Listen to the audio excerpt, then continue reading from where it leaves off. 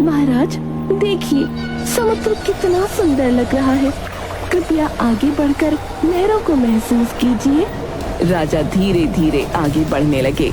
चंद्रलेखा और वीरभद्र ने एक दूसरे की ओर देखा और इशारा किया कि काल सागर हमला कर दे। लेकिन इस बार काल सागर ने अपनी सेना को राजा पर नहीं बल्कि वीरभद्र और चंद्रलेखा पर हमला करने का आदेश दिया। ये क्या कर रहे हो? तुम हमारे साथ हो। काल सागर ठहाका मार कर हंसा। मूर्खो, मंत्री ने मुझे तुमसे बेहतर सौदा दिया है। राजा को मारकर मुझे क्या मिलेगा? क्या मिलेगा मुझे? लेकिन तुम्हें पकड़कर मैं अधिक लाभ कमा सकता हूँ। काल सागर के सैनिकों ने वीरभद्र और चंद्रलेखा को पकड़ लिया। राजा की आंखों से अब भी भ्रम का पर्दा नहीं हटा। राजमहल को सुंदर आभूषणों और दीपों से सजाया गया था। पूरे राज्य में राजा वीरसेन और राजकुमारी चंद्रलेखा के विवाह का उत्सव मनाया जा रहा था। लेकिन इस वैवाहिक बंधन के पीछे प्रेम नहीं बल्कि एक गहरी साजिश छिपी थी। राजा अब भी चंद्रलेखा के छल से अनजान थे। चंद्रलेखा ने अपने महल में पहले ही एक विष भरा प्याला रखवा दिया था। विवाह की रात जब चंद्रलेखा राजा के कक्ष में पहुंची, उसने अत्यंत मोहक स्वर में कहा, महाराज, मैं आपके लिए एक विशेष पेय लाई हूँ जो हमारे प्रेम को अमर कर देगा। राजा, जो पहले ही उसके प्रेम में अंधे थे, मुस्कुराते हुए बोले, रानी, तुम्हारे प्रेम से बढ़कर मेरे लिए कुछ भी नहीं। ये रात हमारे जीवन की सबसे अनमोल रात होगी। चंद्रलेखा ने प्रेम के नाम पर राजा को विष देने के लिए प्याला उठाया ही था कि अचानक कक्ष का दरवाजा खुला और मंत्री चतुरसेन अंदर आ गया। रुकिए महारानी, क्या ये पेय आप पहले स्वयं ग्रहण करेंगी? चंद्रलेखा हड़बड़ा गई। उसने तुरंत बहाने बनाने की कोशिश की। मंत्री जी, ये केवल महाराज के लिए है। ये हमारे प्रेम का प्रतीक है। इसे मैं कैसे पी सकती हूँ? मंत्री मुस्कुराया और आगे बढ़ते हुए बोला, यदि ये इतना ही शुभ और प्रेम का प्रतीक है तो आपको इसे पीने में कोई आपत्ति नहीं होनी चाहिए महारानी। राजा को पहली बार संदेह हुआ। उसने चंद्रलेखा की घबराहट को महसूस किया। अगर ये मेरी भलाई के लिए है तो पहले तुम इसे पियो चंद्रलेखा। अब रानी फंस चुकी थी। उसके चेहरे पर हवाइयां उड़ने लगीं। उसका शरीर कांपने लगा। वो कुछ बोल न सकी। अचानक उसने वहाँ से भागने की कोशिश की, लेकिन दरवाजे पर खड़े सिपाहियों ने उसे पकड़ लिया।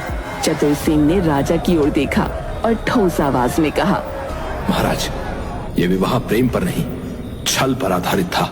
चंद्रलेखा कभी आपसे प्रेम नहीं करती थी। उसका असली प्रेमी वीरभद्र ही है, जिसने आपके सिंहासन को हथियाने के लिए ये घिनौना षड्यंत्र रचा था। राजा ये सुनकर सन्न रह गए। उनके चेहरे पर अविश्वास और पीड़ा थी। उन्होंने कांपती आवाज में कहा, क्या जिसे मैंने अपने सबसे निकट माना वही सबसे बड़ी कपटी निकली?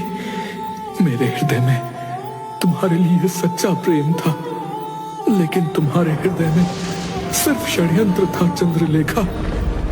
राजा ने सैनिकों को आदेश दिया, सैनिकों, चंद्रलेखा और वीरभद्र को तुरंत कारागार में डाल दिया जाए। सैनिकों ने वीरभद्र को भी पकड़ लिया, जो दरबार से भागने की कोशिश कर रहा था।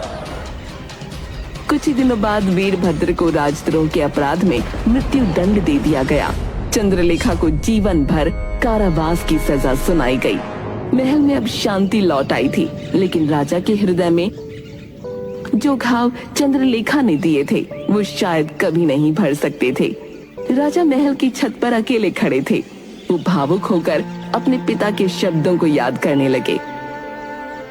पिताजी ने मेरे लिए सुकन्या को चुना था, वही मेरे लिए योग्य और उचित संगिनी है। मैंने भावनाओं में बहकर अपने जीवन की सबसे बड़ी भूल की, लेकिन अब मैं उसे नहीं दोहराऊंगा। राजा ने दरबार में सबके सामने घोषणा की, आज मैं एक नया संकल्प लेता हूँ। मैं अपनी प्रजा और अपने कर्तव्यों से कभी मुंह नहीं मोड़ूंगा। मेरे पिता ने जिनके साथ मेरा विवाह निश्चित किया था वही मेरी सच्ची संगिनी होगी। मैं सुकन्या से विवाह करना चाहता हूँ। सुकन्या, जो हमेशा राजा से निस्वार्थ प्रेम करती थी, उसकी आंखों से आंसू बह निकले। उसने सिर झुका दिया। कुछ ही दिनों बाद राजा वीरसेन और सुकन्या का विवाह संपन्न हुआ। पूरे राज्य में खुशियां मनाई गईं। चतुरसेन, जो हमेशा राजा की परछाई की तरह उनके साथ था, उनके लिए एक सच्चे मित्र और मार्गदर्शक की भूमिका निभाता रहा। राजा ने चतुरसेन को अपने सबसे बड़े सलाहकार और मंत्री के रूप में स्वीकार किया। चतुरसेन, तुम्हारी निष्ठा और चतुराई ने मुझे अंधेरे से निकाला है। तुम सदैव मेरे साथ रहोगे, मेरे राज्य की रक्षा के लिए। महाराज, जब तक मेरा जीवन है मैं आपके और इस राज्य की सेवा के लिए तत्पर रहूंगा। समय बीतता गया। राजा वीरसेन और सुकन्या के शासन में राज्य फिर से समृद्ध और शक्तिशाली बन गया। प्रजा खुशहाल थी और चारों ओर सुख शांति का वातावरण था।